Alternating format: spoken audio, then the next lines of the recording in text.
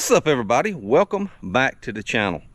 I've had so many people ask me, do I love my Suzuki engine? How's it been holding up for me? So I'm going to be doing a 2-year review on my motor I bought brand new. If y'all have already subscribed to my channel, followed all my maintenance videos, I've took y'all from day one with this outboard motor, from the install video, 20-hour service, 100-hour service, anodes, how to clean, how to protect it. So many things I've showed y'all about this engine. Now, what do I think about it after 2 years? I've got almost 300 hours. I've got about another 15 hours before it's time for an oil change. And I tell you, it's been absolutely flawless. Not one single issue with anything. She looks brand spanking new. Brand spanking new. If y'all get some of this SC1, same thing you use for your side-by-sides, four-wheelers, and about every month, 2 months, clean it real good, spray it down with that SC1. It keeps all the rubber nice, black, shiny, puts a protective film and coating on that motor. Salt water, just, you know, that salt spray you get on there, want to stick, it'll just wash right off with this protective coating on it. I was a little hesitant when I bought the motor because I'm kind of an old school guy. I'm a mechanic by trade, a machinist by trade, and I wanted the mechanical shift, something, hey, I can work on it. One less thing to tear up, right? But I tell you, I am in love with this fly-by-wire. It's got servo motors for your shifting. There is no grinding. You can't make it grind to go in gear. Just so silky smooth. And I tell you, even though it's 2 years old and I only have right at 300 hours on it, I'm probably the roughest person on an outboard motor you'll ever see. I run flounder gigging and bow fishing charters. I'm in the shallow mud all night long, and we'll run wide open to a spot, shut it down, maybe there an hour, crank it back up, right to the floor, wide open again, another 5-10 minute run to another spot, like that all night long. So I don't have a long run times. It's just, you know, cold starts, wide open to the floor, to the next spot, shutting it back down, in the mud, in the sand, in all that shallow stuff. So it's been flawless. There is one thing y'all do need to know, and it's an issue. I'll have a follow-up video on it. One issue that I can think of with this motor that could possibly be catastrophic. You need to know this. In the spring, you got all the little birds building little nests.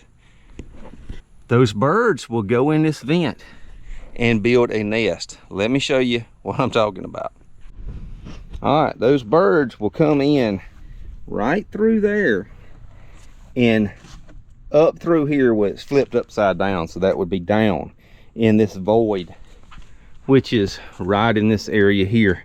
So this is the residue. I had a big, twice this happened to me this spring. I had a big bird nest right here. The way I noticed it, I was going out to get in my boat, putting a few things in the boat. I saw a bird fly out. I said, uh-oh, I better check. So I looked, had a big bird nest right there. And that could be a major issue, right? Because this is your air intake. If those particles are real dry and this engine sucks them up, there is a screen up here going in, but that could be a major issue. You could suck up little twigs and branches into your engine. That wouldn't be good. So I'm gonna be doing a follow-up video. I plan on getting some chicken wire, some screen or something, and bending it and securing it right through here, trying to block that off some sort of way where I don't have that issue anymore. But like I said, 2 years on this motor. I always, and if y'all follow my channel, y'all know I am a believer in this Corrosion X. You can use the red or the blue, doesn't really matter as far as my opinion. But as you can see, there's not a single speck of rust anywhere on this engine. Even the little bolts way down there, everything is clean. I just have sprayed it down, but this will kind of dry and put like a little protective coating over everything. I spray my starter, all my hardware, my fuel rail, my latches, my dipstick, everything you see, every nut and bolt on this motor, I keep sprayed down. If you do that from day one, you won't have any issues.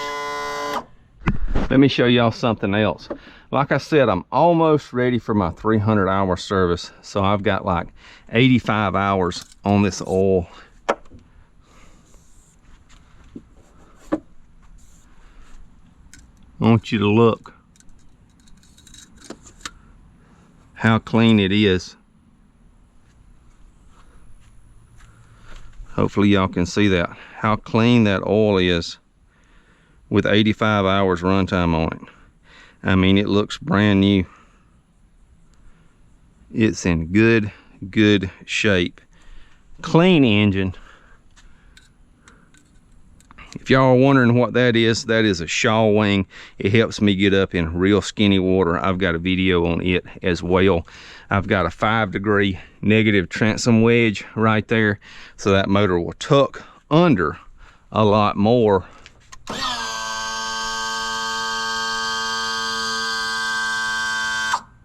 You see that angle, she's tucked under. So when I'm running my charters, I've got 3 or 4 people sitting on that back seat. I got a lot of weight on the back end of this boat. So I need to get up and get up quick. And that shaw wing with that negative transom wedge really helps. One reason I went with this 200 Suzuki engine, it is a 4-cylinder 200, and it's got one of the lowest 2-stage, probably the lowest 2-stage gear reduction out there in the outboard motor market. What that allows you to do is turn a bigger prop.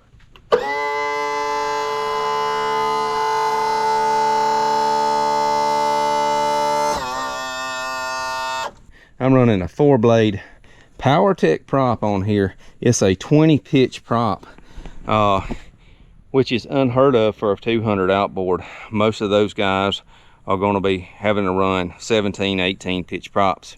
But that gives you the torque you need to turn a bigger prop, which lets you get up quicker and lets you maintain a slower speed and still stay on plane.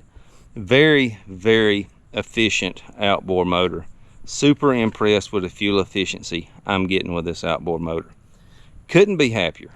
Maintenance is very easy to do on this motor. Everything is pretty easy to get to. Like I said, I got a ton of maintenance videos on this motor. So, hope you enjoyed this little short 2-year review video of my Suzuki 200. If you own a Suzuki engine, doesn't have to be a 200. The maintenance is pretty similar, like the 150s, 175s, 200s.